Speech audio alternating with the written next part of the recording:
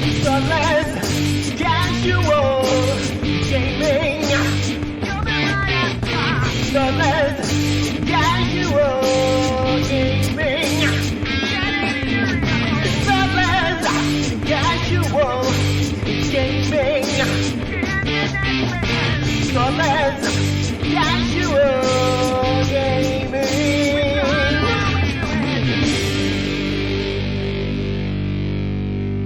Hello, you are listening to Thoughtless Casual Gaming with Brett and Jace. We are a Geelong-based gaming podcast where we play games badly and then talk shit about them. And you are listening to episode 57. For something totally out of the ordinary, we are going to talk Blood Bowl.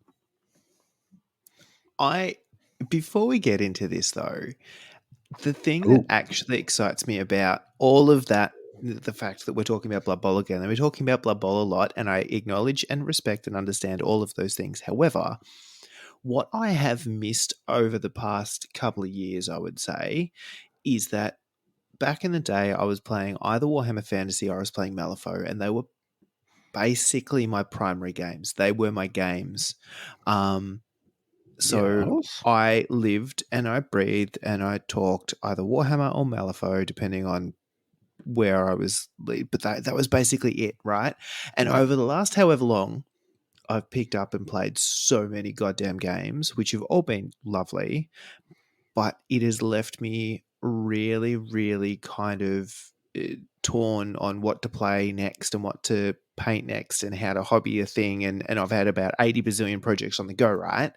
And lately, it has just been Blood Bowl, and I've bought Blood Bowl, and I've painted Blood Bowl, and I've played Blood Bowl, and I'm actually really enjoying just having something to focus on for a little bit. That focus is always nice. That being said, we should play some new games soon. Oh, we should absolutely bust out some Marvel and, maybe some more Marvel United and I want to play some War Master, this, that. Let's play Mordheim again. That was fun. Anyway. Let's do that. Gosh. Okay. Mm-hmm. All these plans. I'm intrigued. I'm excited. Feel these nipples. It's good to be back. Yeah. But right now we're in the past. Laser focused, and it's really nice just to have one thing to think about. I mean, I have about a dozen teams on the go, but that's not the point. That's the way it should be, though. I have at least that too. I mean, I've got literally 3 teams sitting here on my desk looking at me. I've got the Norse team all assembled, ready to go. I've got my team for next season assembled and they've started getting paint on them.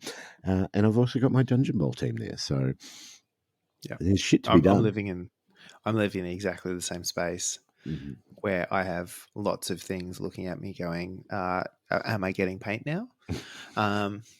Yes, the answer is yes to all of you. But anywho, that is my rant. Look, it's a good rant. I will pay it for its rantness. What does a rant get paid in? Rankles. I don't Rupees? know. I don't know. Anyway, we are here to talk about a couple of things. First off, let's dive into the Fisticuffs Season 2 of Sevens that we have been playing at our local Nerd Fairy Emporium. Throw the dice here in Geelong. You don't normally buy Nerd Fairies at the Nerd Fairy Emporium, just to confuse the issue a little bit further. But I'm pretty sure he has a price. I don't think it'd be too expensive. Nah. He'd quite happy to give you a members discount too. It's the Nerd Fairies Emporium. Now, that just implies there's multiple, doesn't it? Nerd Fairies. It's fine. There's an apostrophe. It implies ownership. It's all down to punctuation. There we go. Anyway. So as long as he can get that better than the dice on his sign, then all is well. Not going to go there.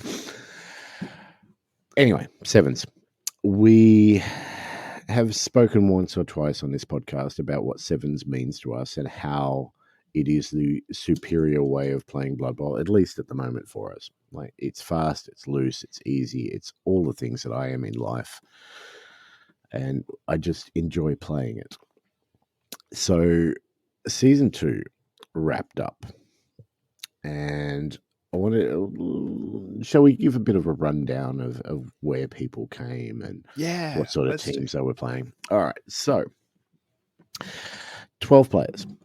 We all played 6 games, and this is the standings, the final standings for the league. 12th place. This is before finals, by the way. So 12th place with 1 draw, 5 losses was Clinton with his Dark Elves. Number 11, Moose with his Shambling Undead. 1 win, 2 draws, 3 losses. Number 10, Alice with Necromantic. This was such a shame. 0 wins, 5 draws, 1 loss. Literally going into the last game of the season after having a draw every single game. It would have been fantastic to get those all draws. Somehow bumping his way up to number 9 was Lockie with Dwarves. 2 wins and 4 losses. Number 8, myself with Corn. 1 win, 3 draws, 2 losses. Number 7. Now, here is where it gets interesting. 7, 6, 5, 4, 3, all tied on 10 points, and it came down to differentials as to who was on top. So, number 7, Gertzy with his humans, 3 wins, 1 draw, 2 losses. He was on top of the ladder for so long too. Number 6, Val, Wood Elves, 3 wins, 1 loss, 1 draw, 2 losses. Number 5, Yelv with Lizardman, 3 wins, 1 draw, 2 losses. Seeing a pattern. Seeing a pattern here. Number 4, Dill with his Dark Elves, 3-1-2. Number 3, James with Lizards, 3-1-2. And then we get into the top 2. Number 2, a guy named Jace. Who lets him in, really? Playing Slan, Kislev. 3 wins, 2 draws, 1 loss. And then right at the top of the table, Jared with Skaven, 5 wins, 1 loss. So, a good variety of teams. I think we got 2 Lizards, 2 Dark Elves. That was pretty much it, though? Yeah. Yep. Yeah, that's it. So, everybody else playing somebody different. It was a good league. If I do say so myself. Especially with 1, 3, 4, 5, 6, 7, all on 10 points, like that top 4 that we went to for playoffs, that could have been any of those people. It legitimately could have. And what was more fun than anything was watching certain individuals try and work out exactly what the game results needed to be to make sure that they made finals. Like, more math was done in that last fortnight than I think that any of them have done ever. And yeah, it came down to, with these ones, first tiebreak was touchdown differential.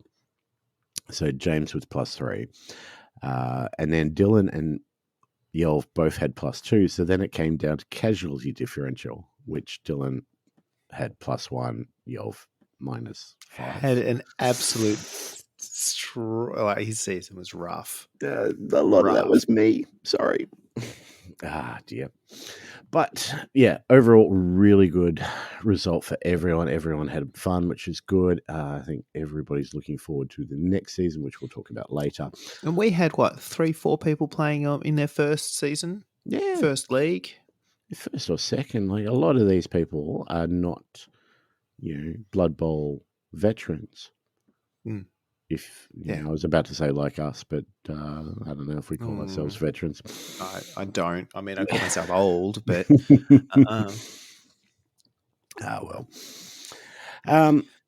breaking it down. So I'm not going to go team by team because nobody wants to listen to 4 hours worth of a podcast on a sevens league that they weren't playing exactly. Yeah. But for ego's sake, let's go into me. Yep. So first game I played Alice with her Necro and we drew 0-all. I lost the casualty battle there 4-1.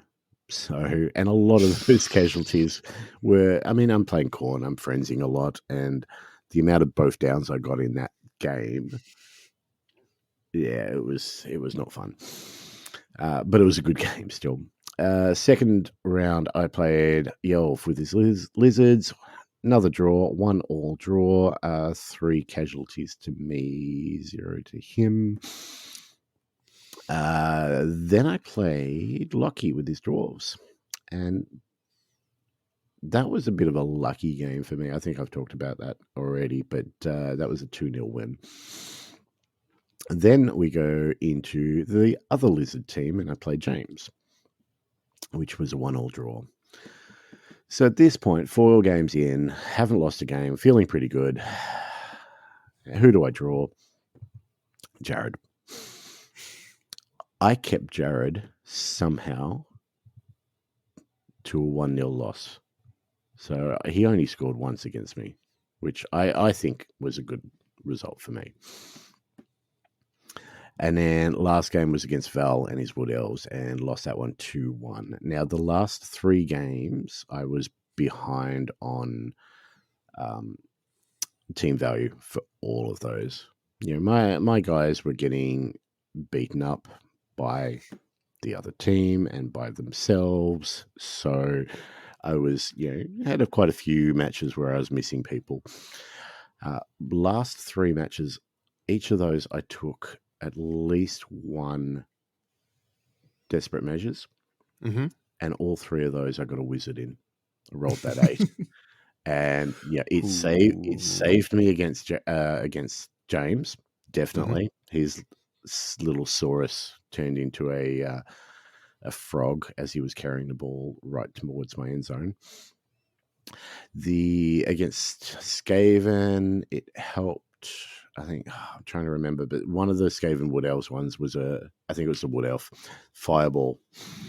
Didn't knock down the 2 people in front at the cage, didn't knock down the ball carrier, but knocked down the guy at the back and managed to blitz my way through that one. So you need, yeah, that's it. I mean, that really came in handy. So yeah, playing 3 Blood Seekers generally. I did lose 1 in the last game, but that's fine. 1 Corn Gore, and I had 4 World Alignment as well. So overall, first time playing Corn, it was fun. There's a lot of frenzy, which works for me some games and did not work for me other games, which is exactly what I expected, really. Yeah. So, do you think you missed the Strength 5 piece, the Bloodspawn? Or 3 Bloodspawn just do work? I don't know. I do. I always like having a big guy, because I do tend to play bashy teams, and those big guys, I mean, they're a lot of fun. I've played a full 11 season with Renegades, where I had 3 of them. So I do like the big guys. I didn't take this one. I didn't have the model. Didn't necessarily feel like I wanted to go that route this time, but he may have helped. He may have hurt me more. Who knows? I mean, that is what they do, right? Yes. That is legitimately the big guy conundrum. Yeah. But that was me. What about yourself, Jace? How did I play out? He says, going back over the thing. So round 1, I picked up Gertzy, who sat on the top of the league for the first half of it. And to his credit, like, that was, I think, game 1 of Tabletop, maybe game 2 of Tabletop, Blood Bowl. So, I mean, there was a little bit of coaching, a little bit of everything, but it ended up he picked that up, and I lost that 1-0. And then the next 2 games I started to see a bit of a pattern. So I played Dylan in the second game with his Dark Elves, and that was a 1-all draw. That was pretty much he scores on offense, I score on offense, and then we all just hang around in the middle of the game. Big old clusterfuck in the middle. Yeah. Oh, speaking of big old clusterfucks, my next game was against Alice's Necro team. And that was just a giant clusterfuck in the middle where neither of us could pick up the ball for a significant portion of that game. Also ended up in a 1-all draw. I think she was taking great pleasure in the level of clusterfuckness. there But was all just her games were. so much going on, and just it was one of those games where it was like, right, well, now I'm just going to pick up the ball. No, you're not. Stop it. It's not happening. And we were both doing that, and we were just kind of, I thought we were going to just kick the ball over the end zone before we ended to pick it up. But then things started to change a little bit. I played Yell's Lizards, and that felt a little bit rude. It was one of those games where I scored on a fence really quickly, kicked the ball, got a blitz, caught the The ball, Blitz. scored on defense, and then so that was a 3-0 win in that one. Between that and the fact that I think for the entirety of the game, he could not make a 3+ roll to pick up the ball with a skink to Ouch. save himself. Oh, those games happen. It was rough. And I think I may have killed a Saurus or something. Anyway, moving right along. The next one was tied, actually, and that was against Lockie's Dwarves. It was, I ended up picking a 2-1 win up, but he started playing. I think this is, I watched Lockie's results, and the start of the season wasn't so good, but towards the end, he really kind of got it happening. And he started got playing into the groove, didn't he? He started playing a lot more aggressive, and he was just pushing the dwarves forwards, and you can't move the little bastards. So he just moved the ball up the pitch a lot faster by the end of it, and actually put a lot of pressure on defense. So I felt lucky to pull that one out with a 2-1. Just having a look at Lockie's results too. Loss, win, loss, win. But like all of a sudden, after he lost to me 2-0, he started scoring big time. Yeah. He suddenly worked out that you should actually take the ball and move it. And he did that with pretty a fair amount of prejudice. So last game of the regular season, I drew James's Lizardman. That was, look, it was a good starting point for me because he was 2 Saurus down, which, I mean, between mercs and things, it wasn't so bad, because he basically made a Saurus merc and merked that in because he had all of the inducements by this point in time because he was 2 Saurus down. But that was, again, super intense, super high scoring. It was a 2-3 win. So, and it was just a lot of moving the ball. And it was just, both of us really pushing hard on both offense and defense, and just someone would pick it up and sprint to the other end of the pitch, and then something had happened and someone would sprint to the other end. And it was one of those throw-ins that went off about 3 edges of the pitch too. Gotta love that. Yeah. So that puts you second, as we discussed. So we had playoffs for the final. So we had 1 play 4. So that was Jared's Rats play Dylan's Dark Elves. And then you go into the semis playing off against James again. And then the winner of both of those games was going to play off for the final. The loser was going to play off for third. Makes a whole lot of sense. But yeah, it basically meant that the semi-final was a rematch of the last game of the season. So James and I just re-racked. Bit of a change in that game, and that was mainly because firstly his Miss Next Game Saurus came back, so he had that one, and he bought a Croxigore. Yes, he did. So Crocs v Bear. Yeah, I mildly regret printing the Croxigore for him. But anyway, no, that was this was fun because we played, and for context, we played both these games on the one night. So back to back, played the semi and then the grand final. That will, explain why my brain melts a little bit on what happens. No, it was a very similar game, but a much tighter game. I feel like he'd actually picked up a lot of the tricks that I had out of the first Mhm. game. So he was starting to do things like work out where I could leap to and make sure those squares were marked. He started to, that kind of stuff. So he was taking away some of the slant tricks. He was just doing a heaps better job. What I found with his first game, there were a couple of points there where he kind of set up like a really good column defense for a column, but left the side of the pitch open. Or, so I could, instead of banging down the center of his defense, I could angle out to one side, same amount of squares moving on a diagonal, and get around a lot of his defense easier. So he tightened up a whole lot, and I think that really does explain why it ended up as a 2-1, rather than, it was a 3-2. It was a stupid amount of score fest. I think both of us just honed in on defense more than anything, and then it was, Bear versus Crocs, who wins that fight. Saw us win in a fight against all of my dudes, which is a problem. How many skinks can I bash off early? It's super tight. Look, we ended up with literally 0 casualties out of that. No, that's a lie. I ended up with dead things. I absolutely ended up. He killed the catcher. I assume it doesn't record casualties for.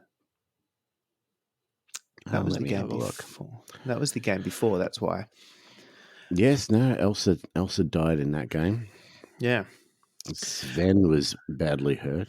Yeah. I got beat up, is the moral of the story. And Marshmallow quit.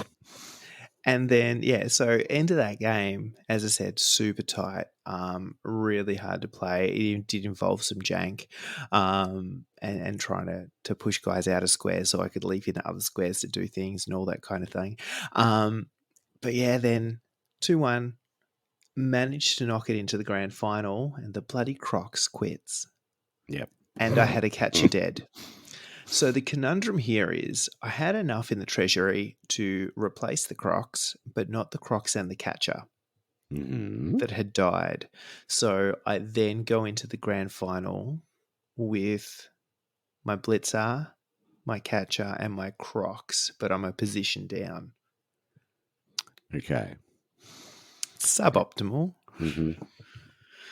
So you won that one 2-1. The other game ended 2-1 as well. But in Jared's favour. So Jared taking out from Dylan 2-1. I'm just having a quick look at that one. So Jared lost his Blitzer. So Blitzer got ranked up and taken up. And then Lenny the Cowboy for Dylan missed the next game. Not as much of a concern. Not but, as much, but I just find, I think just before the finals, he renamed all his characters to be, Jerry the Cowboy and Alan the Cowboy. And then everybody else was a cowboy as well. Look, I can't begrudge him a theme like that, right? But we go into the grand final. It was good. We go into the grand final. So me, Jared, after both playing a game a second ago, but it's a game of 7, so we're not completely broken here. I'm trying to remember rosters and things, but probably not important. Again, this was a brain melter of a game. Trying to, on my end, knowing that gutter runners are gutter runners, and you just need to, and alas, no, they are not to be stopped. Apparently, they do exactly what gutter runners do. No, saving grace on this one actually was a little bit of luck on my behalf after one of his gutter runners made a break for it with the ball and failed to go for it into the end zone. Which is going to happen, especially in a final, isn't it? In a final.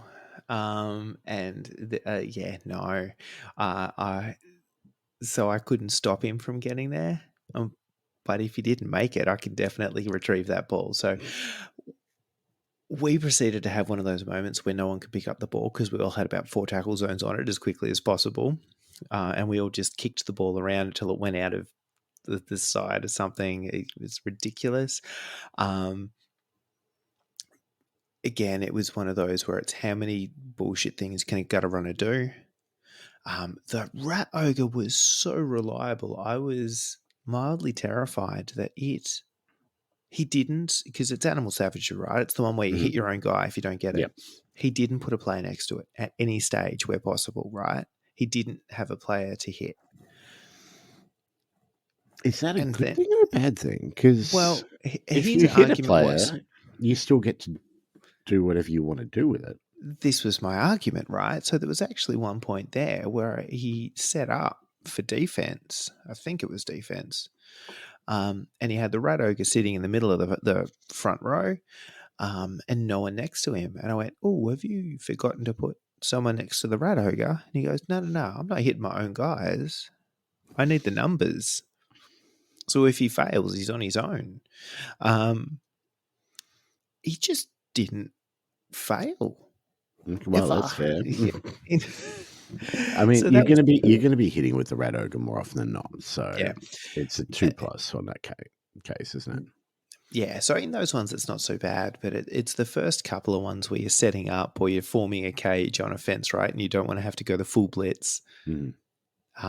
Although we did have that discussion around the fact that you can declare a blitz, use your blitz, not end up next to somebody and accidentally not hit somebody, and you still, it's a 2+ roll for animal savagery. Yes. But look, end of this, there was 2 real killer moments. One was his gutter runner bailing that go for it into the end zone. And the other one was on my offense. I had my last remaining catcher sitting on the sideline with the ball. I had 2 players marking the 2 corners. So I had him in a side cage. It was glorious. And Jared's brain was melting to try and work out how to save this, right? Because I'm within scoring zone at this point in time. And he ended up doing bullshit things with the gutter runner. Dodge. Then dodging into the cage. So that's a 5 by the time you hit 3 tackle zones. Mhm. He's got a dodge reroll, hopefully. Happy days, not a problem. Uphill, blocking my catcher because I've got 2 assists here. So it's a 2 dice uphill. And knocked him off the pitch. Gold. It's when you need those things to happen, especially in a final. It's amazing. I remember doing the same thing against you when I was playing Chaos Renegades against you or Korn. Yeah. Yeah, That was a final as well. Yep, same thing. Dark Elf blitzing in, uphill battle, knocking you off the pitch. Ball jumps off and scatters elsewhere. Yeah, that was rough. So took him off the pitch, the ball rescattered. So that was a real moment of just like, oh God, how are we going to bring this back? In my defense, with his failed to go for it, it sounds like it was just a really lucky roll. But to get there, he had to dodge out of the Bears tackle zone. He'd used his, so with prehensile tail effectively. So there's a 3+. He failed that and used his dodge reroll. And he then had to make at least 3 dodges along the side of the 2s, but they're all dice rolls along the side of the pitch to get to the place where he could go for it to get into the end zone. So it's not like I didn't make him work for it, but gutter runners. I'm really glad that guy just fell nose first into the end of the pitch. But end of the day, that ended up 2-1 to me, which I did not think that was going to happen, but I will take it every day of the week. And your bear scored. Oh yeah, I forgot that happened. Thank you. Yeah. There was legitimately a moment there where ball scattered onto the bear on the kickoff, I'm pretty sure. The bear caught the ball. There's a thing that shouldn't happen, but I rolled a 6, so here we are. And the bear proceeded just to wander up the pitch, and any rat that got in his way got blitzed. I just fed the rat ogre any other player on the pitch I could hand him because he wasn't dodging away. So I'm like, here, have someone to hit and go the other way. Here, have someone else to hit.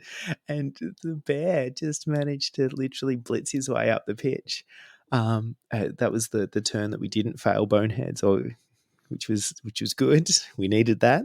And yeah, just wanted his berry bum into the end zone. That was silly, but I'll take it. Look, it was legitimately that moment where he caught the ball and I panicked because I had no idea what to do in this instance, which is silly because he'd done it before.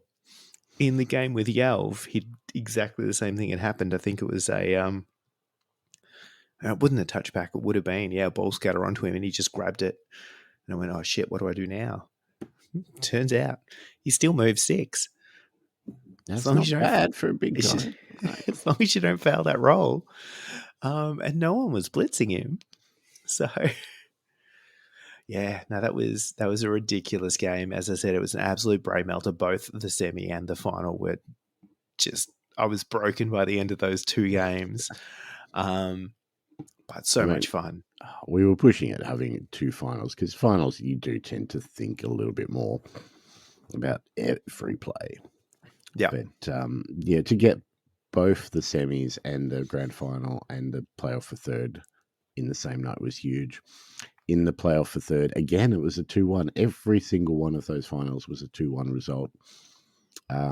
Jared came, sorry, I'm looking at the other one, but James came away with the win over Dylan. And again, his Croxagore scored as well. So I'd forgotten that too. That's the best. Oh, it's silly. Big guys scoring. Big guys. So, end of the season, taking out number 1 position, Frozen Fever, Kislev by Jace. Well done. It shouldn't have happened. It shouldn't have happened. In my defense, before we go this any further, I had played Slan in 11s, right? Mm-hmm. And they went good, but they went good because I was relying on A, more positionals, and B, at least 4 rerolls. And because you don't have that. No, leap was a trap. Like every time you leap, you'd be like, "Oh, it's just an ad roll. These guys are fine. It's a 3-up." But they broke themselves a lot doing that, and I used a lot of rerolls saving myself from leap. So it felt dicey every single time. So I thought what would happen in this, right, is I would play Slan in 7s with no rerolls and less positions, and I would just roll a lot of ankles, landing badly. That was legitimately my expectation going into it, but they stuck the landing, or I didn't leap as much. Honestly, the catches leaped. I think I might have leapt with a blitzer alignment like once or twice the whole season. So it changes the game. It does. So Jared coming runner-up, and third place goes to James with his lizards. The Wooden Spoon Award goes to Clinton and his Dark Elves. And then just going through a couple of these. So the most valued team, the highest team value was Val with his Wood Elves, 745 team value. Which is not bad. That was after, didn't he have a treatment with like 3 or 4 skills on it before he got drafted? Eventually got drafted, and then he bought it straight back. The highest dedicated fans, 5, both for you and Jared. Top scorers. Now, this is taking into account the finals, so it's a little bit skewed, but 14 touchdowns for Jared, yourself, and James. Yeah. Jared had the numbers before the end of the the end of the season, so no one was touching him. No, not at all. Best defense, 2 people tied on only 5 touchdowns given up throughout the season. That was myself and Alice. Then most casualties was Alice with 6, closely followed by me with 5.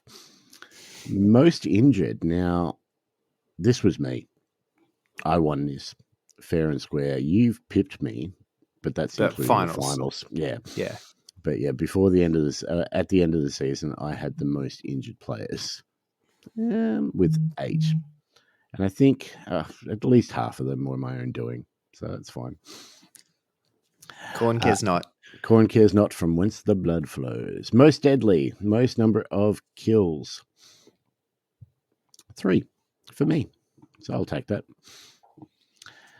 Most dirty plays. Look, this is the fouls, and I don't think people were recording them all. So this is when people foul at all. So James has got 2 there, but I'm pretty sure people were only really remembering to foul, put them on the app when stuff happened. There was a result of the foul. Yeah. Yes. Yeah. For example, most sent off Moose with 2, and yet only there's 1 foul recorded. So Yeah. I don't know about that one. Most completions, Gertzie and Val tied for 2. So yeah, look, it was a fantastic season. A lot of fun. I think we got good feedback from everybody. I don't think anybody had too much of a bad time. Yeah, and I know Lockie's season definitely didn't start off the way he was hoping, but I think he more than made up for that towards the end. So, but yeah, great season, lots of fun. We should do it again. Look, I had fun. Let's do that. All right, cool. So that is, in a nutshell, Fisticuff Season 2. What we also wanted to talk today about is All Systems Go. So All Systems Go, being hosted by Throw the Dice, is 2 days of games, and more games. Pretty much. That is a legitimate thing. So, I mean, there's Warhammer Fantasy 8th Ed, there is Infinity, there is Lord of the Rings, there is 40k, but most importantly, I mean, the rest are you can take or leave, right? Yeah. There is Blood Bowl 7s. There is.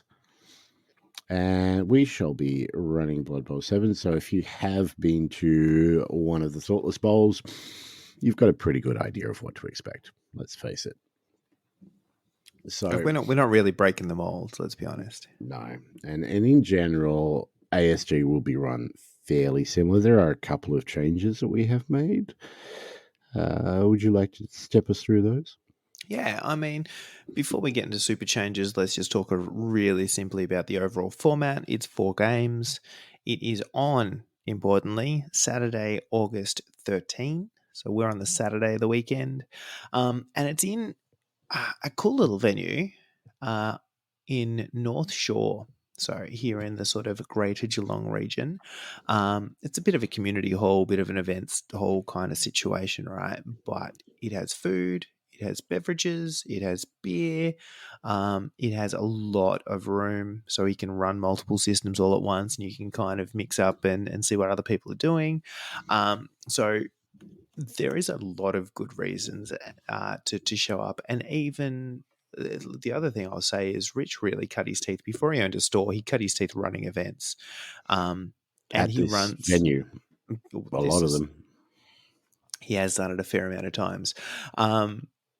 He runs a really fun event. He puts a lot of time, effort, and focus into making sure that people are there for the right reason, people are having fun, and he's just adding to the hype the whole time. And he's a firecracker at the best of times. So, so party poppers going off and excitement happening at all times.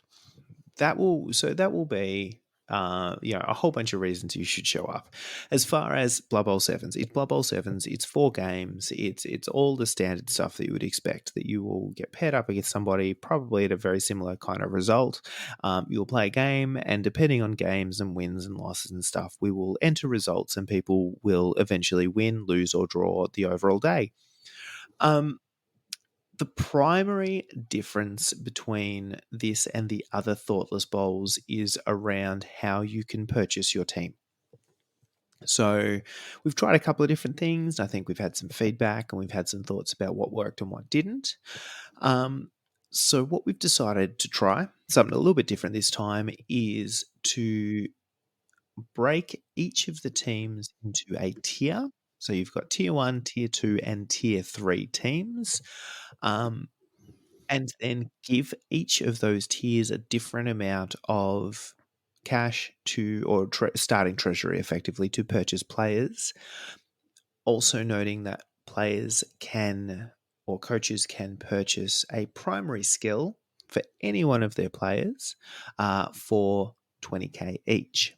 So you can give any of your players a primary skill, one skill per player. It will cost you 20k out of your starting treasury. So what we've done is we've taken those team tiers and we've given each of those tiers a different amount of cash. As expected, the lower tiers have more cash than the higher tiers, which theoretically means that they can either buy bigger, meaner, more expensive positions that they wouldn't normally be able to afford in a standard 600k game of sevens, or they can give them some more skills and do some more funky stuff. Yeah. So Look, tiers is something that we've considered pretty much before Thoughtless One. We were talking about tiers, and tiers is the way that most Blood Bowl tournaments, especially 11s, let's focus on that. That's how they're run. So your team has a tier depending on how strong that team is. It's something we've played around with in our heads and tried to work out how best to do it for seven. So this is what we've come up with. look, and this is attempt number one, to be perfectly honest. But the big difference here with what we've done previously, apart from the whole tier thing, is restricted it to primary skills only. So in the last Thoughtless Bowl, we gave teams a secondary skill as well. And what that meant was a lot of teams getting leader. Leader. There was a lot of that. And this time around, we said, all right, let's not restrict specific skills or anything, but if we just keep it to the players that can normally get it on a primary, you're not getting a spam of the good stuff or the hard to get good stuff. We're still going to get 1 billion blocks, but that's fine. We expect that. So that was kind of the dream doing this. And then the second half of this, right, is the tiers.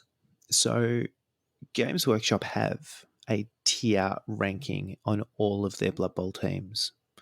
It's something they update to with reasonable regularity. There are FAQs that come out every 6 months for Blood Bowl. GW has been very good with that, and every now and then they have updated tiers depending on how they are performing. Yep. However, those teams are very much considered with 11s in mind. 7s changes it a little bit when you start not being able to afford all of the positions you could normally get.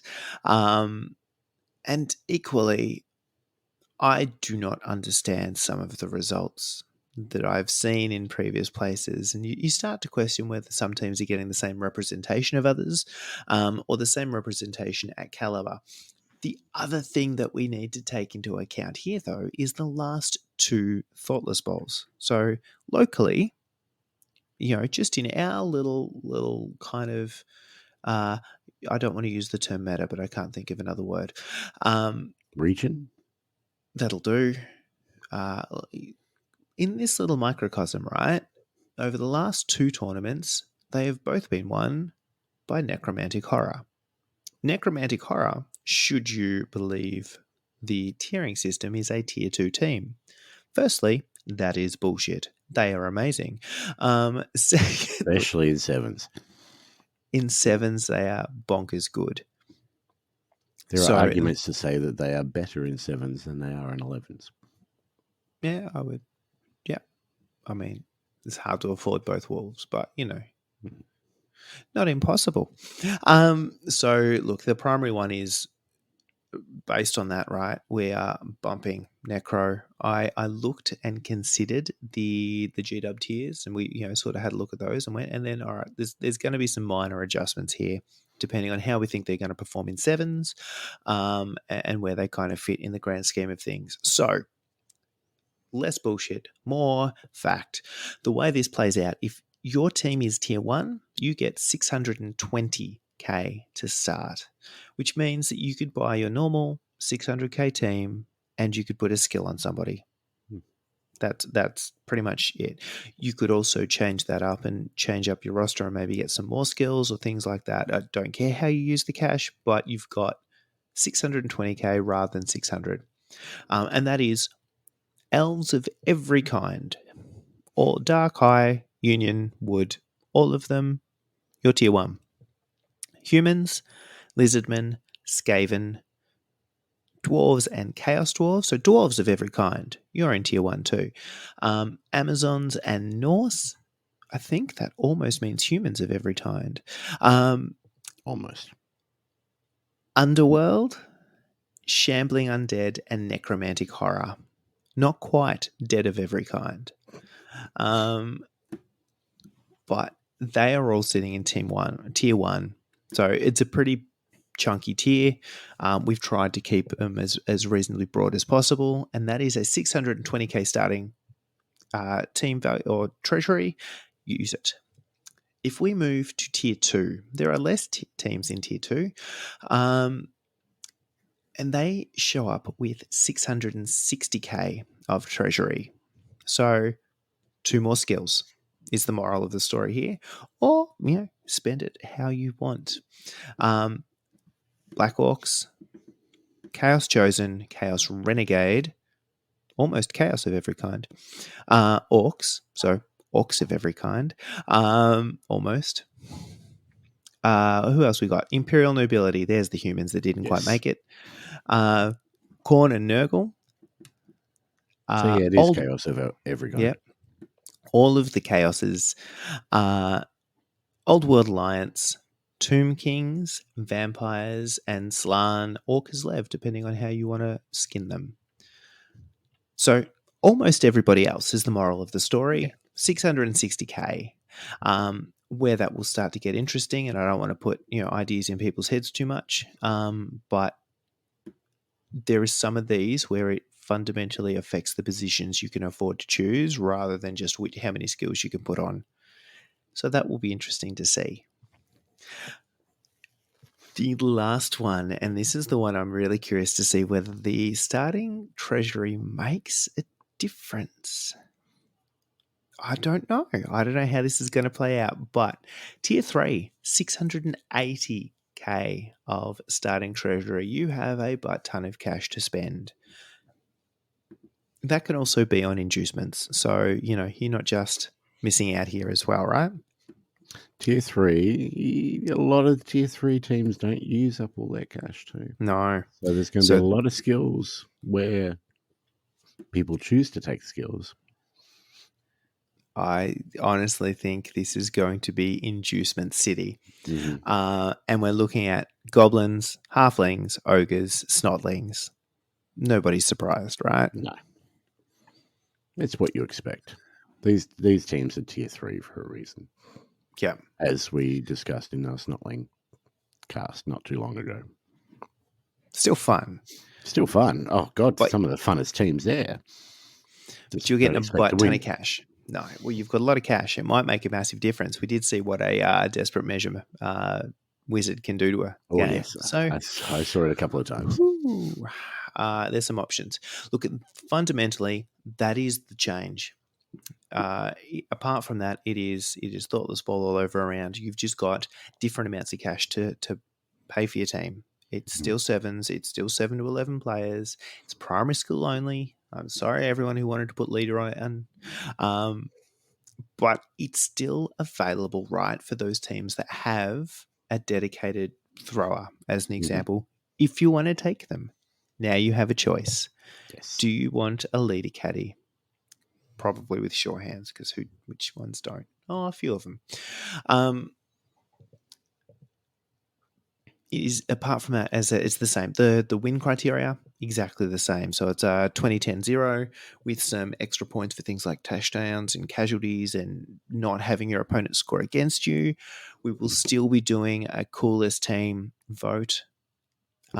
We have shaken up the schedule a little bit to make sure everyone gets some extra time at lunch to A, get lunch, and B, get around and see what other games are happening and sort of mingle a bit. There's going to be a lot to look at, especially that day. I mean, what are we on with 40K and Lord of the Rings? Yep. Is that right? Yep. Food's available there, which makes things easy, means you don't have to travel or order food or anything like that. There's going to be a lot to look at. So, and it's going to be, we're going to be there for a bit longer too. So it's going to be a good, solid day. Yeah. And there's games still going. So the other systems, when you've got 40K that's playing like a 2.5 hour game at least, I think they're almost 3 hour games or something for 40K. The venue will be there and available for longer. You want to play more games? Go nuts. You want to kick on? The dream here is that players will get to mingle between systems. They will get to see what other people are doing and what other people are playing and check out some cool stuff. Have some, beers and pizza and stuff of an evening and play some extra games or some board games or just get around and talk nerds. It's a real good opportunity to see what the rest of the community is doing. Mm-hmm. And just see what tickles your pickle. It's also, selfishly, a really good opportunity to showcase how awesome Blood Bowl is to a bunch of people that may not be aware of it, or if they're aware of it, don't understand why it's as damn good as it is. So, that is fundamentally another day of Blood Bowl Sevens, and B, a good chance to hopefully rope in some more. Yeah, I'll take that in a heartbeat. Gotcha. Look, tickets are available now. Go to Throw the Dice on their Facebook page, find the event, click on Blood Bowl. That's the one you want. Sign up, join us. It's going to be awesome. If you've made a mistake and signed up for the incorrect game as well, I'm pretty sure Rich will do transfers and refunds so you can play Blood Bowl. Yeah. That's absolutely fine. Just tell him I sent you. He'll get it. Excellent. So that's pretty much it. Now we normally go and tell you what's on around the traps at the moment. That's what's on. That's what's on. That's the important one. Well, that's one of the important ones. The other important one is we've just finished a League of Sevens. So what are we going to do now? I don't know. I'm legless. Let's start another one. Let's do that again. Let's do that again. Let's do that again. So we are looking, Thoughtless Sevens is starting up. We are looking at this stage to start up around about late July, depending on when everybody's ready and eager to go. Now. I know you're ready now. I have a team painted. I'm done. You're back to back. You're like Kislev Snotlings. There's a trophy in Throw the Dice now. Have you put your name on it yet? No, not yet. I've got to go get a thing engraved. Right. I was much hoping that someone else would win it, and it wouldn't be as awkward to go get a trophy engraved with my own name on it. It feels very wrong. Well, somebody has to take this trophy away from Jace for this season. So if you are interested, if you're in the Geelong area or feel like traveling to the Geelong area, we are doing games every fortnight. All you need to do is get your game in within that fortnight. Pretty self-explanatory. We do have league nights at Throw the Dice where most of the games will be played. If you can't make that night for whatever reason, just organize it with your opponent for another day. Easy as that. Sevens, a lot of fun. We already have 14 people signed up for next season. I'm just going to confirm that, but yes, 14 people signed up. And a few more in the wings. Oh, yeah. If you're interested, jump in our Discord, start chatting to us. We are full of advice. And some of it useful. Some of it, well, that's up to you to work out how much of it is useful and how much is not. We are going to be running demo nights at Throw the Dice until it happens, most likely Tuesday nights going forward. I will be there this Tuesday. Yep. If you That- want to, that's your phone, isn't it? Yeah. It's my front door. Oh, okay. If you want to find out what all this Blood Bowl fuss is about, if you want a demo game of sevens, hit us up. Yeah. Jump in the If you've- Discord, throw us a message. Yeah, and this is also, if you've played a bunch of Blood Bowl on PC and want to see how it translates to the tabletop, if you've played regular Blood Bowl and you want to see what the difference between that and sevens is, like all of the above. If you already love Blood Bowl and just want another game, I'm down for that. So, as I said, we're planning on Tuesday nights to Throw the Dice as a standard. If that doesn't work for you for whatever reason, again, hit us up and we'll work something out. Yeah. No, easy as. We are already very much looking forward to this season, and I think it's going to be just equally, if not as good as the last season, much, much better. I'm so excited to see how bad Vamps really are. So Jace is going Vamps. I'm turning around. I'm playing Wood Elves, which is such a thing I never would have thought. Well, that's the thing. I've never played an agility-based team. I always go the bash in some way, form, or another. You had a Dark Elf in Renegades. I had a Dark Elf, but Exactly. I also had a Rat Ogre, a Troll, and a Minotaur. No, and a not Rat Skaven? Ogre. And Yeah. Skaven, yep. Yeah. Yep. See, I basically. go bash. So I've chosen Wood Elves just for something different because I want to see if I can actually do something with them or if I'll just get all my team obliterated in the first game. And I'm going to try and bash with them and just end up. I'm scared of that. I really am legitimately scared that I'm going to throw too many blocks with them because that's what I'm used to. Yeah. Or just the other half of that is even if you don't throw the blocks, right, is just with every other team that isn't a straight edge team, the nervousness around a dodge roll is where it lies. So if you don't throw the block and you don't roll the dodge, then you're still standing next to someone, and that's a bad place for a Wood Elf. So Very, very true. All these things I have to learn before next season. So come in and have a demo game with me. And again, this also includes I don't have a team, I don't have a pitch, I don't have die. I don't care. I have enough. We've got pitches, we've got dice, we've got teams that we can lend you. If you have gone, this Blood Bowl thing sounds decent. Even when Brett and Jace talk about it, it sounds decent. And I want to give it a go. If you've got an idea about how you want to play, if you want to play a bashy team, chat to us. We'll work out the best one, for your preferences. If whichever way you feel like you want to play Blood Bowl, we can tell you a couple of teams and then you can make up your mind about which one's cooler. And we can supply that team for you to have a go. Yeah. Or at least proxy. Yeah, we're not going to get far off. I'm trying to work out which teams we can't do between us. I don't think there's much. There's many. No. No. Anyway, very important. Thoughtless Sevens season coming soon, end of July. So plenty of time to have a go. And at least, jump in the Discord and chat to us about it because we will talk about it until the cows come home. My God, if you're just bored and want someone to talk to, mention Blood Bowl. And you've got me. You've got me. Anyway, that's it from me. That's all I got. Well, as usual, if you haven't already, give us a follow on Facebook, Spotify, Podbean, Twitch. I am planning, now that my housemate has moved out, I am planning on doing a lot more Twitch streams soon. So follow us there. Twidbean, Pornhub, OnlyFans, jump on all of those. If you want, we have a couple of competitions going at the moment. So end of June, we have a very simple one up. Simply like the post and attach a picture of your current hobby that you're doing. Go into the draw. One random person will win a hobby prize pack for that, which we will make up with a whole heap of cool stuff.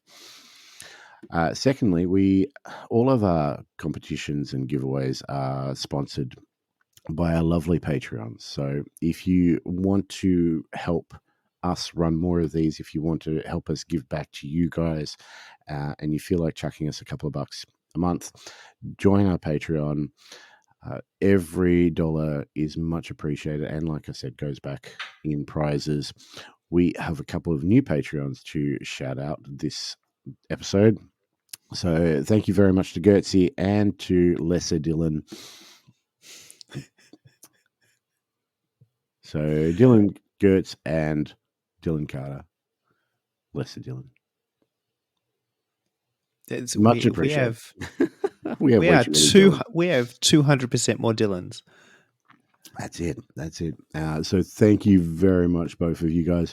Also, for the month of June, I'm going to throw in a special Patreon only competition or giveaway. Normally, our Patreons get a couple of extra entries into every competition that we do. This time, I'm just going to do a single entry for every Patreon. One of those Patreons will win a little prize pack from us this month. And if it's something that they want to keep going, then we'll work out something in future for which we can keep doing every month. Because really appreciate all your help, guys. We didn't expect the amount of support that you guys have given us. This is a subpar podcast at the best of times, and the fact that you guys keep on listening to us and feel like you want to throw money towards us to help us do this sort of stuff is just mind-blowing. So thank you. I mean, I wouldn't pay for this, so I don't know why you guys do. I mean, technically you do. I mean, do I?